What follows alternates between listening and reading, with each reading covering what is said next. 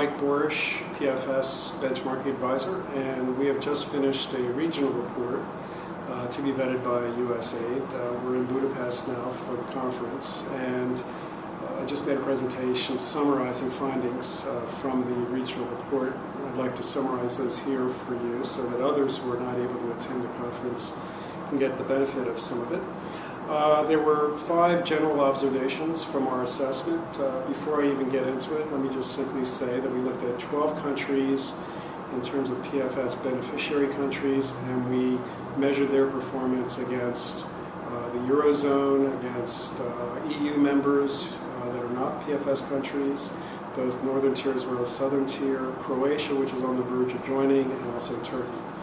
5 key observations from our study. One, that the PFS beneficiary countries are generally less stable financially than the Eurozone or other global benchmarks.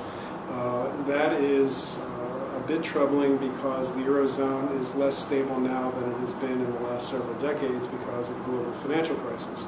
So what that means is that many of the countries in Southeast Europe and Eurasia still have quite a bit of work to do to build confidence and resilience in their institutions. As an extension of this, the financial sectors in these countries are very small, they're very unsophisticated. Part of this reflects their economies, their demographics. Aside from Ukraine, of the 12 PFS countries, only Ukraine is the only country that has a population of more than 10 million. Most of the countries are 5 million or less. So they have very small economies in general. It's very hard to develop the financial sector in a way that meets all of the needs of the 21st century, given how small they are. The presence of EU-based banks in these countries will help immensely, as it has already, in helping to modernize systems, bring investment capital in, improve risk management systems and the likes. But it's not enough, and ultimately domestic banks will need to step up, or there will have to be consolidation so that the banks may reach critical mass and are able to move ahead and compete in the international marketplace, at least within their domestic economies according to international standards. With size, sophistication, and access being serious challenges, there are very simple recommendations. The need to encourage sustainable levels of credit to credit-worthy borrowers, mainly in the private sector. This requires an enormous amount of work still in terms of information flows, institutions that can support the information needs of the lenders. Likewise, we can extend this over to investors. They need better information to be able to go ahead and make an investment. They also need to have this information to be able to price risk. And without these kinds of supports, then it's likely that the system will not develop as much.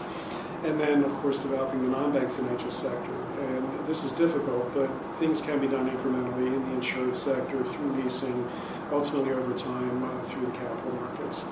Now, there were some differences across regions. We won't get into all the details, simply because there are too many of them, given how brief this report is. But if you look at the regional report, you can get at those details. And in this report, as I mentioned before, we looked at 12 countries. So we look at trends by country, by region, according to theme. So that information is there. Now, based on the differences that do exist across countries or across regions, generally it's macroeconomic. To some degree, it has to do with financial sector stability, financial structure issues, and also the business environment. We've come up with some proposed interventions, kind of a list or a menu of options for USAID and others to potentially consider. One, in support of financial sector and macroeconomic stability, increasing levels of bank capital, not just capital adequacy, which is risk-weighted, but general levels of bank capital. Banks need to be bigger, they need to have better capitalization to be able to modernize and compete. Making sure that regulatory and supervisory capacity is in place. This is essential in setting the regulatory framework and the parameters for risk management by the financial institutions. Assisting the authorities with bank consolidation where warranted. Banks need to be bigger to be able to consolidate resources to make the investments that are needed. Helping banks with non-performing loan portfolios and with more serious concerns in terms of bank resolution. And that would be to safeguard confidence in the system. Other initiatives would include helping banks manage their credit risk evaluation systems and investment management strategies. In terms of financial stability, it is very important to have broad information come through that is shared between central banks and banking supervision agencies as well as market players. And the idea here is to be able to do stress testing, to do scenario analysis, to anticipate possible events that could destabilize the financial system. And then targeted work in terms of liquidity management, asset liability management, and the likes is needed, as is market risk management, in this case exposures to exchange rates and interest rates. In terms of financial sector size, some possibilities are just developing strategies to diversify and expand financial services, having this based on a timeline of 10 to 15 years, having certain targets for achievement. Another is just developing risk management capacity across the board. That would be credit, that would be market, that would be operational, a whole series of bank requirements. Promoting joint listings on regional exchanges and doing reciprocal listings so that companies in country X can list on exchanges in country Y and vice versa. That increases the possibility that there will be investment interest in those countries, in those companies, and also would increase the information requirements that would be disclosed to the public that would reflect an upgrading in terms of how the capital markets function. And then strengthening the court system, and that's very important in terms of any kind of litigation or adjudication. In terms of financial sector sophistication, again, supporting regional capital markets, integration, developing a government securities market in local currency. This would be to help develop a yield curve in local currency, and this should be linked to domestic debt management. So those kinds of strategies should be mapped out over 5, 10, 15-year periods. It takes a while to build a yield curve, but that yield curve is necessary as a reference point for any other kinds of issues that would follow, corporate, municipal, etc. Providing incentives for long-term private savings and multi-pillar pension reform. This links not just to long-term savings for people later on to ease the burden on fiscal resources, but also as a stimulus for developing institutional investment capacity within countries. An example is insurance companies and pension funds that generally need medium and long-term assets to match their liabilities or their obligations over time. So the degree to which we can provide incentives and develop those kinds of services will be helpful in the long run in terms of economic development and financial sector development.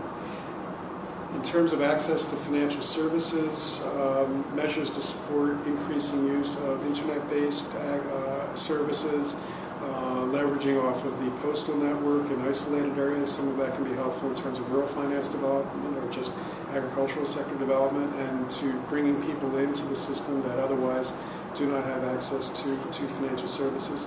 Another is linking payroll systems to automatic credit payment systems so that households and companies that actually receive funds from one particular source that is regular can automatically have some of those funds directly paid into accounts to service and repay debt. That helps with their credit ratings.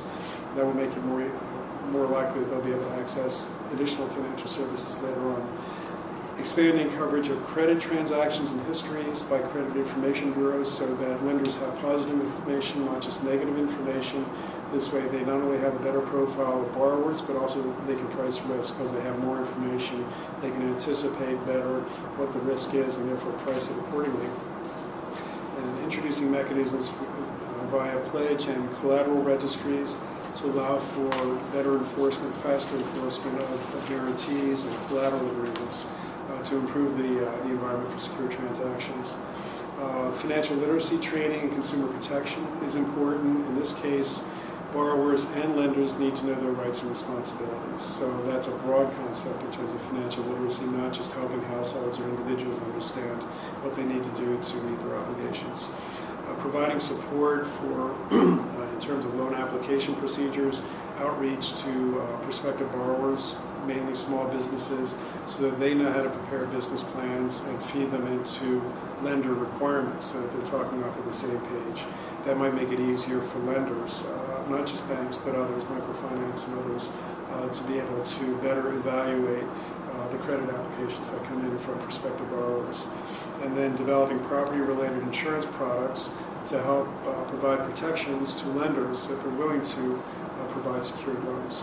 Finally, in terms of the financial sector enabling environment, encouraging professional development and certification of financial sector professionals through distance learning, accountants, auditors, certain courses in terms of actuarial sciences, appraisers, bankers, etc. There are a number of different programs that are available internationally through the internet, and this can be used to help promote professional formation.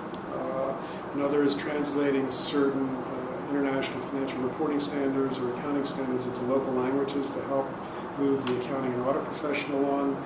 Establishing policy reform committees involving business associations and public sector authorities so they can discuss the implications of regulatory change and come up with balance that would help stimulate economic development, be sound from a financial standpoint, and also be sound from a public finance management perspective. Again, assisting the court system or promoting specialized courts or out-of-court procedures to reduce adjudication log jams and processing log jams, and then adopting better technologies to help with contract enforcement and property registration. So that's a summary. I hope that this is clear. Please read the report, and thank you for your attention.